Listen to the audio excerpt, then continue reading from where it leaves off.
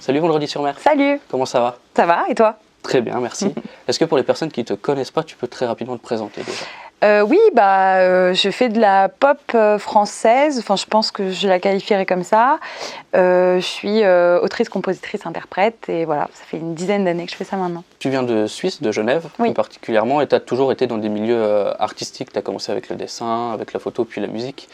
À quel moment ça t'est venu déjà de faire autant de choses et à quel moment tu t'es dit tiens, c'est peut-être le moment d'en faire ma vie, d'en faire mon métier? D'abord sur la photo et après maintenant sur la musique. Je pense qu'en étant fille unique, je devais combler l'ennui peut-être et donc c'est toujours la créativité qui parle à ce moment-là. Donc à mon avis, ça a commencé comme ça et puis après, je sais pas, j'ai toujours été attirée par les arts en général.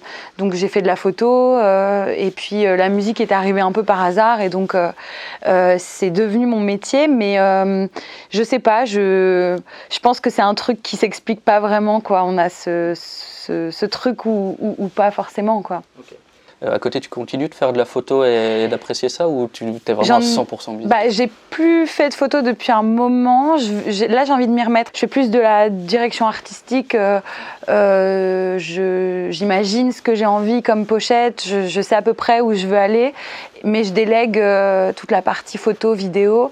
Parce que je trouve ça intéressant de déléguer aussi. Et ça amène un autre regard. Mais j'en fais plus à proprement parler. Mais j'ai fait mes premières pochettes moi-même, ouais. Ok. Justement, j'allais venir vers là pour savoir si la photo te donnait encore un axe de création, que ce soit sur tes pochettes, sur les visuels des clips, etc., ou même sur le côté purement musical. Il y en a beaucoup qui s'inspirent du cinéma dans leurs morceaux. Est-ce que toi, c'est pareil avec la photo? Oui, en tout cas, je sais que ça se dessine toujours le chemin où j'ai envie d'aller. Je sais à peu près toujours ce que je veux faire et quel type d'image j'ai envie de relier à ma musique. Oui, et puis je pense aussi que quand j'ai commencé la musique, en fait, j'avais pas vraiment de termes techniques. J'expliquais un peu ce que j'avais envie par des images, je disais imagine telle ou telle chose, une ruelle ou j'en sais rien, et donc j'ai commencé à créer la musique par des images, en transmettant à peu près avec les compositeurs avec qui je pouvais travailler des images pour qu'ils comprennent, parce que je savais pas trop comment l'expliquer. Donc je pense que ça a aussi un peu un lien avec ça, quoi. Okay. Ouais, comme si chaque morceau était une sorte d'image animée, mais uniquement en chanson. Oui, c'est ça? Oui, je pense, ouais. Quand tu as commencé la musique, du coup, tu as un style assez particulier, entre guillemets, c'est de la pop, mais avec beaucoup d'influences autour, de l'électro, du disco, etc. Est-ce qu'à ce moment-là, quand tu commences, tu as déjà des petites inspirations et une idée de vers où tu vas, vers ce style-là, ou tu commences parce que c'est quelque chose que tu aimes, ou quoi que ce soit? En général ou quand j'ai commencé la musique? Quand tu as commencé surtout. Ah non, quand j'ai commencé la musique, je me posais pas de questions. Enfin, il y a tout un univers très 70s avec des rêves comme, enfin en tout cas pour tous les débuts, des rêves comme Vladimir Cosma, Michel Legrand. Enfin en tout cas c'était cet univers-là que j'aimais. Et ensuite je me posais pas 1000 questions. J'écrivais et c'était assez naturel en fait. Et les méthodes changent au fur et à mesure qu'on avance et qu'on fait de la musique et qu'on a envie de faire d'autres choses. Donc c'est plus la même manière, j'ai plus la même manière de travailler maintenant. Mais en tout cas, oui, ça a commencé comme ça. Maintenant, c'est toi qui inspires d'autres personnes. Ah oui, voilà. Je sais pas, peut-être. Je me souviens notamment d'Adèle Question à l'époque de Vidéo Club, donc il y a quand même quelques années, qui disait en tout cas s'intéresser à toi et beaucoup s'inspirer de toi dans ses morceaux. Qu'est-ce que ça fait justement de maintenant être devenu l'inspiration de quelqu'un comme Adèle? C'est très touchant, c'est très étrange aussi, mais c'est très touchant. Ça fout un coup de vieux aussi. Mais non, c'est chouette, franchement. Ok. Est-ce que maintenant, toi aussi, tu pioches un petit peu dans ce que fait Adèle? Tu t'es intéressée par ça? En tout cas, j'écoute beaucoup ce qu'elle fait. On est amis, donc oui, c'est toujours... Enfin, en tout cas, je trouve que ce soit Adèle ou d'autres, c'est toujours intéressant d'écouter ce que les autres font parce que, que ce soit en France ou ailleurs, je veux dire... pas pour copier, quoi, mais pour ouvrir ses chakras, quoi, et se dire waouh, ça c'est possible, ou le traitement de la voix comme ça, je l'avais jamais pensé, ça j'aimerais le faire, rajouter des guitares, les tordre. Il y a des choses comme ça qui sont toujours à prendre, quoi, et puis ouais, c'est de l'inspiration et une ouverture d'esprit aussi sur ce qui peut se faire, quoi. Okay. Donc tu es quelqu'un qui a un large regard sur ta musique, autant sur, tu parlais de guitare à tordre ou de la voix. Tu es quelqu'un qui, tout au long du mix, est là à regarder qu'est-ce qui est venu à faire, etc. Oui, après je suis quand même beaucoup épaulée par Sam Tiba, avec qui je réalise mes albums, et qui lui vient de la techno, il était dans le groupe Club Cheval, donc il a aussi déjà il m'a appris beaucoup de choses. Et donc il a aussi ce regard. Parfois il réussit à comprendre ce que je lui raconte, et ce petit morceau de guitare que j'aime bien, à essayer de chercher comment on peut le refaire et tout ça. Donc je suis pas toute seule, mais en tout cas oui, j'aime bien en tout cas avoir cette épaule pour amener des propositions et qui me les fassent grandir, quoi. On va parler du coup maintenant de ton dernier album, du coup Malabar Princess, qui est sorti en avril. Ouais. Là tu commences une tournée, alors pour le moment nationale, en tout cas francophone, en Suisse, en Belgique, en France, et après tu vas en Amérique, aux USA, au Canada et au Mexique. C'est quand même un rythme qui a l'air assez intense, tu as aussi fait des festivals cet été. Est-ce que tu arrives à t'y retrouver autant dans ta musique, dans ta création, dans un rythme aussi intense où tu bouges un petit peu partout, etc. Créer, c'est difficile. Enfin, moi, j'ai beaucoup de mal, c'est-à-dire que quand je rentre, j'ai envie de me reposer et j'arrive pas trop, j'ai comme si j'avais pas trop de jus, quoi. Donc côté création, c'est plus lent quand je suis en tournée. Par contre, on s'éclate, et puis on fait jamais le même concert. Plus on avance, plus on appréhende les chansons différemment, parce qu'on les a déjà fait 30 fois, donc c'est devenu assez mécanique, et donc on peut s'éclater à faire d'autres choses. Donc c'est fatigant, mais quand on arrive en milieu, fin, trois quarts, tu vois, de tournée, c'est toujours les concerts les plus intéressants pour nous, parce que y a plus cette appréhension ou ce rodage un peu du début, donc on est fatigué mais content.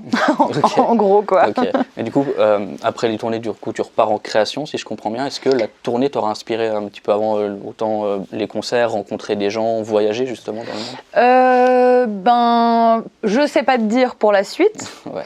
Mais je sais que, en tout cas, par exemple sur le dernier album, et comme le deuxième aussi, les concerts et le tour m'a fait envisager les chansons d'une autre manière, parce que je savais que, par exemple, à la fin de la première tournée, je savais qu'il me manquait quelque chose de brut, qui transpire, qui soit moins gentil sur scène. Et donc, j'ai fait aussi mon deuxième album en fonction de ça, parce que j'avais aussi envie, une fois sur scène, en revenant, de trouver ce truc qui finissait par me manquer à la fin. Et donc, en tout cas pour ça, je sais que maintenant je réfléchis beaucoup à la scène au moment de la création d'un album. Chose que je faisais pas au début, parce que je connaissais pas la scène. Ok. Donc t'es quelqu'un qui aime la scène au final. Oui. Ouais. Avec le temps, c'est fatigant, et les valises tout le temps. Quand tu mûris, tu vieillis, je ne sais pas. C'est fatigant, mais oui, franchement, c'est quand même fou, quoi. Du coup, l'album se veut un peu comme un retour aux sources. En tout cas, c'est ce qu'on lit un petit peu partout, et c'est ce que tu revendiques aussi. Du coup, on l'a dit, tu as grandi à Genève, en Suisse, et le nom de l'album, en tout cas, Malabar Princess, ça revient à un crash d'avion qui a eu lieu pas très loin de chez toi, dans le Mont Blanc. Est-ce que c'était pas un petit peu un paradoxe? Le nom de l'album est un crash d'avion, et c'est un retour aux sources qui est quand même censé, en tout cas dans l'imagerie des gens, être quelque chose d'assez doux, d'assez remémoratif de la jeunesse, etc. En fait, on peut le voir comme moi qui me suis pris ces montagnes en pleine tête aussi, parce que ça faisait des années que j'avais un peu... que j'étais partie, que je rentrais vraiment peu souvent. Et donc, là, ces dernières années, j'ai eu besoin, et j'ai toujours besoin, de rentrer, de vraiment faire 50-50 entre Paris et là où j'ai grandi. Et donc, c'est ce que je dis dans cet album. Enfin, je parle des personnes que j'ai revues, de la vie que j'ai recréée là-bas aussi, parce que j'ai plein d'amis que j'avais et qui m'ont jamais, que j'ai jamais mis de côté, mais que j'ai pas vu beaucoup pendant des années, quoi.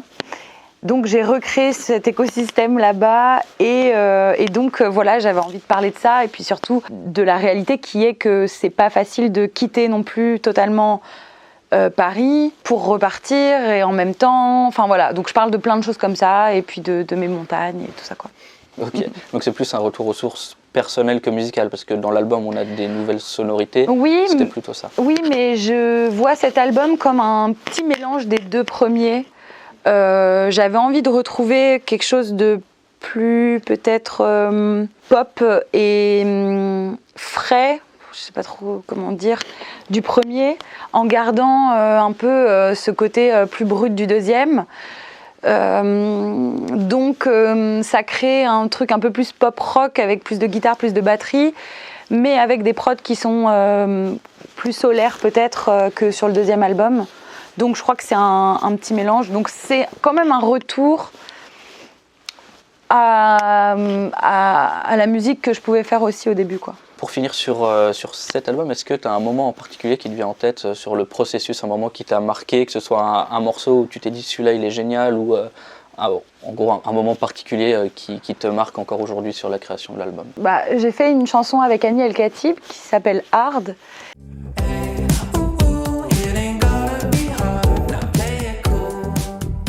Et c'est une chanson que j'avais écrite bien avant, parce que j'ai galéré à commencer cet album. Et donc j'avais écrit cette chanson et je savais que je voulais un feat anglophone, une voix de mec. Je sais pas pourquoi. Donc j'avais pas écrit toute la chanson, j'avais vraiment laissé les trous pour quelqu'un. Et donc j'avais mise de côté et on a fait l'album et on était à peu près aux 3/4 de l'album. Et je me disais, ça me tombera dessus comme d'hab. Je sais pas, je me dis, ça me tombera dessus, je vais pas chercher. Et je suis rentrée un soir de studio et j'ai mis la radio. Et il y a un titre d'Annie El Khatib qui est passé, qui s'appelle Alive, parce que lui, il vient d'une scène vraiment garage, rock, rien à voir avec ce que je fais. Et ce titre-là, c'est un titre super pop, finalement, il est trop bien. Et en fait, je me suis dit, mais c'est lui qu'il me faut, c'est exactement ça. Et donc, je lui ai écrit, et donc on a fait ce titre, voilà. Et donc, c'était un chouette moment parce que, j'avais ce truc dans le tiroir, j'avais ce titre dans le tiroir et puis ça m'est un peu tombé dessus comme ça, donc ça c'était chouette, ouais.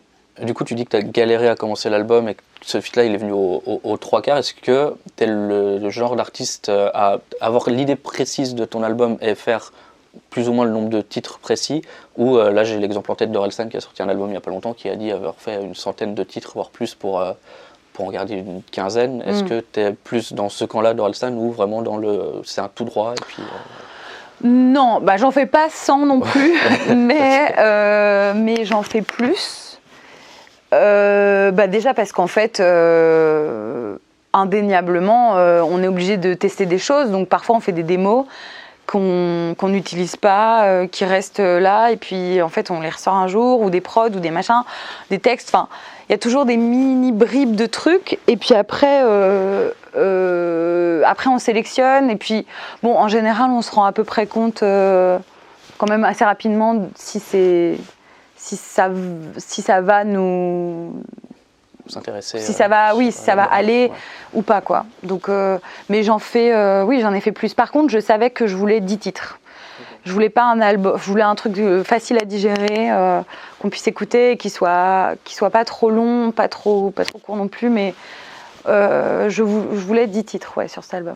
Du coup, tu parlais d'écriture, de morceaux que tu jettes, etc. Est-ce que ça t'arrive de garder certaines phrases, d'en changer d'autres, etc. Ou quand tu as écrit un morceau, t'en es fier et tu touches plus? Non, ça bouge beaucoup. Ça bouge beaucoup, ouais. Ça bouge beaucoup en prod et parfois en texte, et parfois on écrit un pré-refrain Et puis en fait, on se dit, bah, c'est un refrain, finalement, c'est pas un pré-refrain. Ou alors, on écrit un refrain et puis on a bossé dessus pendant 2 semaines et en fait, on se dit, bah, c'est pas un refrain en fait. C'est un pré-refrain ce truc, mais il faut qu'on trouve un refrain. Donc il y a plein de trucs qui bougent tout le temps. Parfois, oui, enfin, franchement, sur mon 2e album, il y a une chanson qui s'appelle Mal à l'aise. Ça ne change pas, détruis ton jeu. Et à la base, le refrain était un refrain en anglais.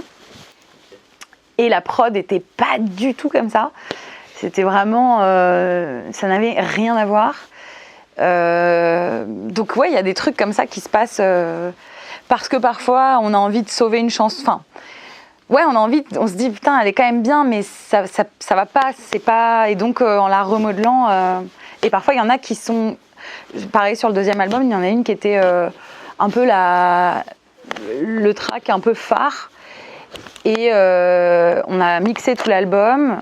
Et au mix, en fait, on s'est dit, mais elle est en dessous des autres, alors que c'était la number 1 au départ. Donc on l'a pas mise. Ouais, c'était censé être un single qui au final s'est retrouvé... Exactement, qui au final s'est retrouvé genre dans mon tiroir.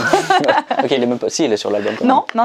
Même pas. Ok, ouais. il est complètement abandonné, plus jamais... Elle est dans un tiroir, je l'ai proposée à d'autres gens. Et en fait, je sais pas, il y avait un truc qui fonctionnait pas.